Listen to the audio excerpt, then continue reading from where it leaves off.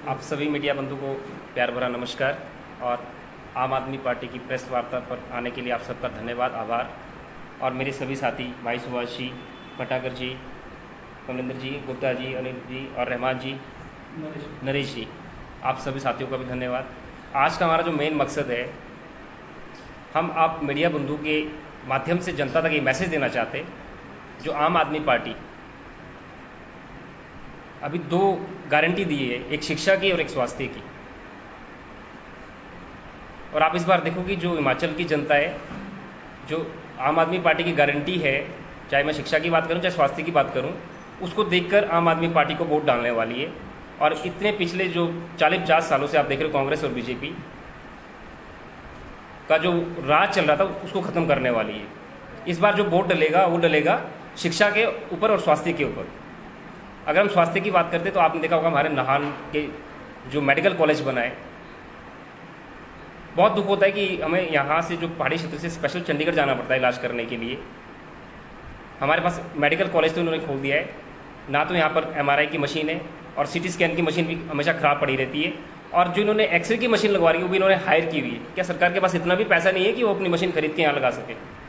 आए दिन आप देखते होंगे कि वहाँ पर लाइन लगी होती है पेशेंटों की, कभी वहाँ पे डॉक्टर नहीं मिलते, कभी मशीनें नहीं मिलती। मुझे तो ये समझ नहीं आ रहा कि मेडिकल कॉलेज खोला क्यों गया फिर यहाँ पर। अगर पेशेंट को रेफर ही चंडीगढ़ करना पड़ता है तो फिर मेडिकल कॉलेज का फ़ायदा क्या हुआ? और हमारी आम आदमी पार्टी की जो गारंटी है, अगर इस बार आम आदमी पार्टी सत्ता में आती है तो हर एक नागरिक को फ्री स्वास्थ्य मिलेगा, चाहे वो कोई टेस्ट हो या कोई बड़ी सर्जरी हो, पूरा इलाज उसका फ्री कॉस्ट होगा। दिल्ली की तरह, जैसे दिल्ली में आप देख लीजिए अब, और अगर आम आदमी पार्टी हिमाचल में आती है तो हर वार्ड में, हर मोहल्ले में मोहल्ला क्लिनिक खोला जाएगा ताकि हर एक नागरिक को सुविधा मिल सके स्वास्थ्य की। अगर मैं अपनी बात करता हूं तो मैं पिछले 5-6 सालों से लगातार हर साल एक रन करता हूं उन पेशेंटों के लिए जो अपना इलाज नहीं करवा पाते। क्यों सुनील शर्मा को रोड पर भागना पड़ता है? क्या हमारी सरकार के पास इतना पैसा नहीं है कि वो गरीब लोगों के लिए इलाज फ्री में दे सके? और मुझे अभी 15-20 पेशेंट मेरे पास फिर उनके कॉल्स आ रहे हैं, मुझे उनके लिए रन करना पड़ेगा।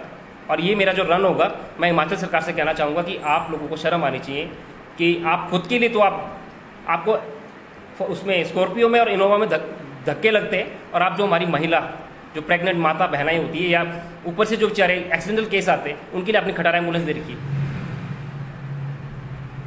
आप उन कर्मचारियों के बारे में भी नहीं सोचते जो बेचारे 108 में अपनी सेवाएं दे रहे हैं, जो 24 घंटे सेवा के लिए हमेशा खड़े रहते हैं, चाहे दिन हो, रात हो, धूप हो, बारिश हो, तब भी अपनी सेवाएं देते हैं। आपने किस आधार पर जो दूसरी पुरानी कंपनी थी उनको एनओसी दे दी, उनकी 3-3, 4-4 लाख रुपए लेके भाग गई हो?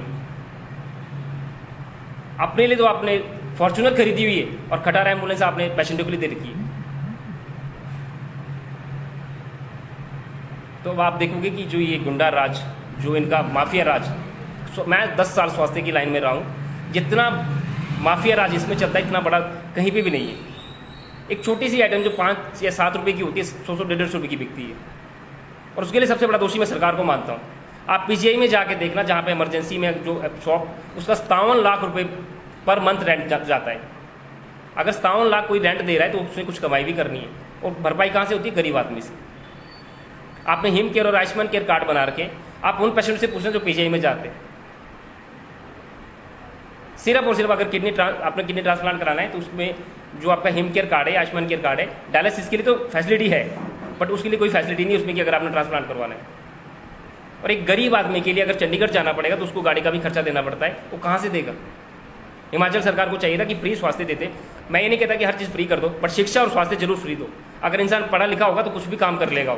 अगर इंसान को स्वास्थ्य की सुविधा मिल जाएगी, एक इंसान, गरीब इंसान बेचारा जो मजदूरी करता है, वो अपनी या तो मजदूरी कर सकता है या अपना इलाज करवा सकता है। तो जैसा मैं भी इस पर कुछ कहना चाहता हूँ, हिमाचल प्रदेश के अंदर जो इलाज है वो इतना महंगा है। जैसे हम अपने हॉस्पिटल की बात अभी सुनील जी ने भी कही, उसी तरह मैं बताना चाहता हूँ, यहाँ अल्ट्रासाउंड के लिए भी 1.5 महीने की डेटें दी जा रही हैं हमारे हॉस्पिटल के अंदर, जो कि जिसको कि इतना बड़ा क्या कहें वो बताया जा रहा है कि भी ये मेडिकल कॉलेज हमने बना दिया है।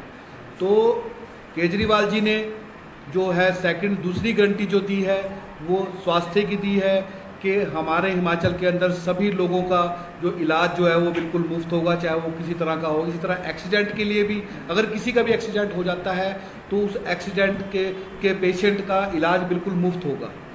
और तीसरी बात उन्होंने ये कही कि एक और चीज़ जो इस गारंटी के अंदर जो उन्होंने अलग से जो उन्होंने बोला है कि जो हमारे लोग शहीद हो जाते हैं, जो हमारे चाहे पुलिस के अंदर है, चाहे आर्मी के अंदर है, चाहे पैरामिलिट्री फोर्सेस के अंदर है, अगर